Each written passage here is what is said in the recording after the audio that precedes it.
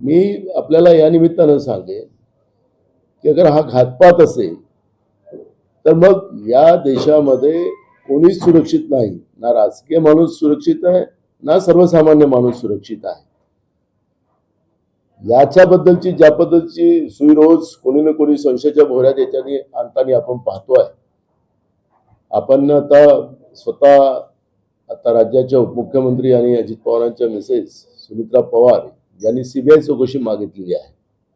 पण या केंद्रातल्या एजन्सीवर आता कोणाचा भरोसा राहिलेला नाही आणि म्हणून पवार कुटुंबातले रोहित पवार यांनी ज्या काही मागण्या केल्या त्या मागण्या सरकारने पुढे येऊन त्या पद्धतीची ही चौकशी करावी. कारण की इथला जो या विमानाचा जो मालक होता त्याला विदेशात पाठवून दिलं गेलेलं आहे असं त्यांनी आज पत्रकार परिषदेमध्ये सांगितलं. त्यामुळे हा अजून संशय वाढत चाललेला आहे.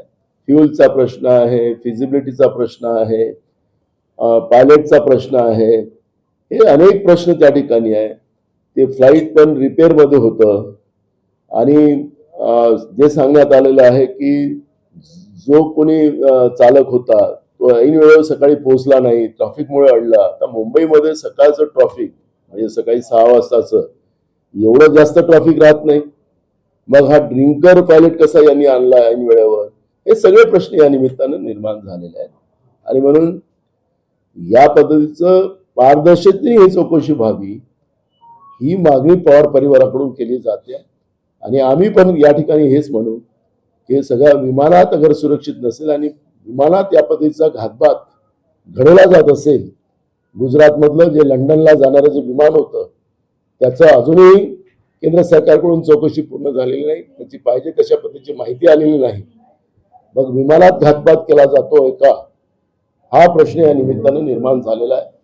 आणि म्हणून रोहित पवारांची जी मागणी आहे ती सरकारने पुढे येऊन त्याला त्या पद्धतीची चौकशी करावी ही पण भूमिका आमची आहे.